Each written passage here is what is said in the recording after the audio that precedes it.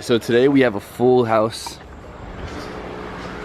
We got Matt Odell out here from New York. What's up, guys? We got DJ back here because DJ's always there. Yo, DJ's showing me up. We're out here, dude. Get out of here. But yeah, so Don has some play in his back wheel, and we're trying to figure out from what. It's some tire wear. Yeah, and a little bit of tire wear because Don doesn't know how to flip a tire. And upsettingly enough, I think Drew is actually getting rid of the new coupe already. Drew really likes hard bodies, and one of our good buddies offered him a hard body plus cash for it, and so, he's gonna do it. But I'm very sad about it. But it's good because one of our buddies, if you guys remember Slick from the videos, it's going to him. So hopefully we can have him come down a lot more so we can get this thing still going because I was really excited for this. True.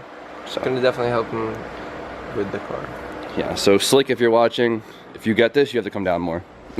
But we are finally doing DJ's crank pulley because he has this trash aluminum pulley. And it sounds like ass. There's no dampening in it. Your engine needs dampening, and it's not a dampener. It's literally just a machined piece of aluminum. Ew. So it looks nice, but it doesn't work nice. So luckily DJ got a stock one, and we're gonna put it on today. Sweet. So off to advanced. Get a job, Tuck. Ready, DJ? Yep. Time to blast her off.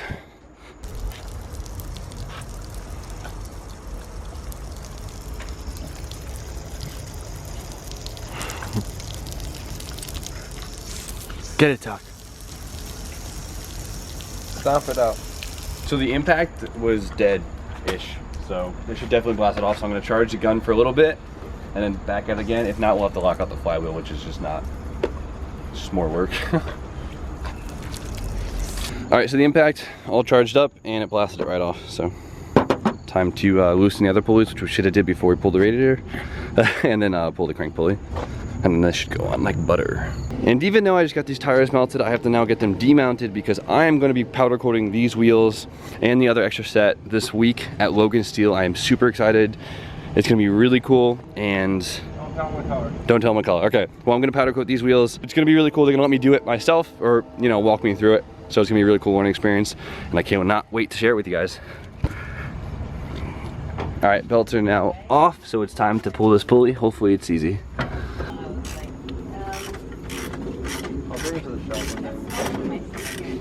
Okay, so this is the garbage aluminum one, and this is the factory OEM one. Nice. Balance. This is actually underdrive pulley too. See how they're smaller? Look at that. So much better. You know what? I think it looks better too. It doesn't look better. It totally does. Hopefully You know what it is? Because I just see that as I look at that and I just see cheapness, and so like this looks nicer. Really getting into your work, bro. That's really getting into your work. So DJ actually needs bigger belts because the other crank pulley had a smaller diameter, so he needs longer ones now.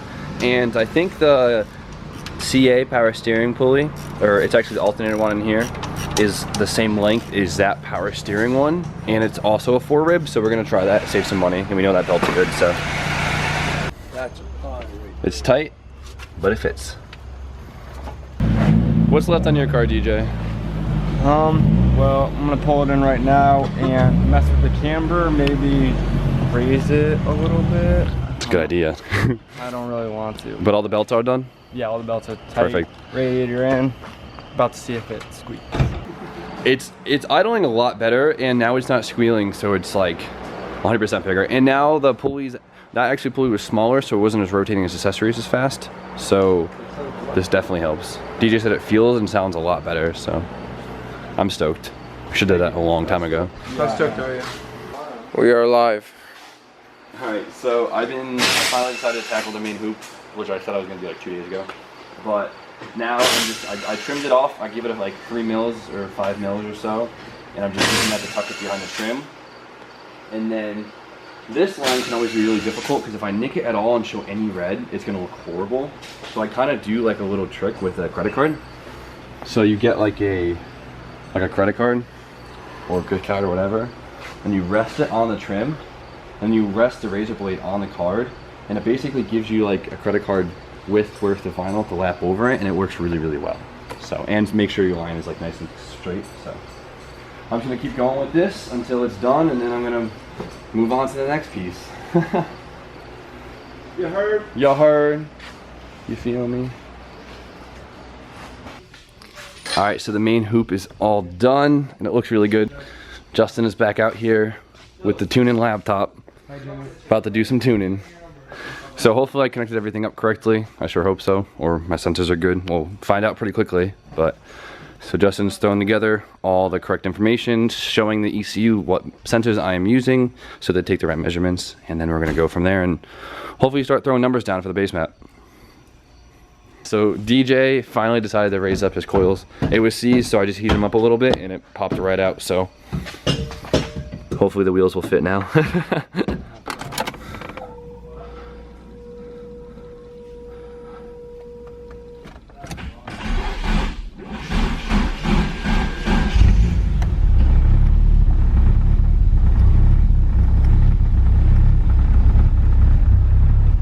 Not bad off the rip. All right, this is try 2. A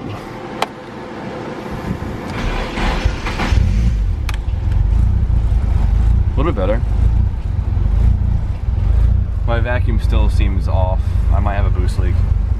So my map sensor is registering only 1 voltage, which means I probably either wired it wrong or it's a bad map sensor. I guess we're gonna try and figure that out right now. All right, so luckily there's something easy, or I hope. We haven't started it yet, but one of the wires was actually unplugged from the breakout box where it's supposed to be, so I mean that would explain a lot. So let's start it up and try again. Go key on. Oh, key on. Start it. And hold on, it's priming.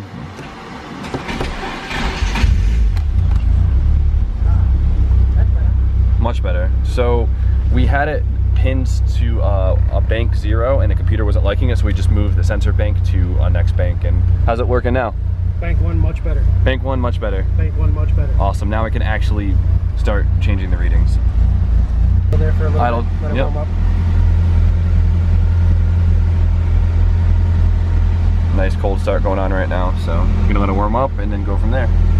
All right, so she's been idling pretty good. Justin's just been adjusting the fuel. My map sensor is now working very well. The only problem is my intake air temperature sensor now just seems to be reading default, which most likely means it's either pinned out wrong or the sensor itself is bad, or the ECU could possibly not even know it's there just because this ECU might have not had EGR even though the pinout is there, so we'll see.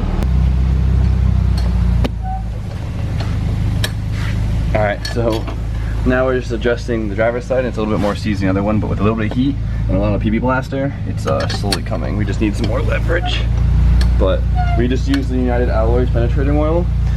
And what's nice about this is it doesn't smell like crap. Like, I don't know if anyone uses like most penetrating oils, they have like that really gross smell that just like reminds me of being mad, because I only use it when I'm mad. So this is like a sweet smell to it, so it's kind of refreshing.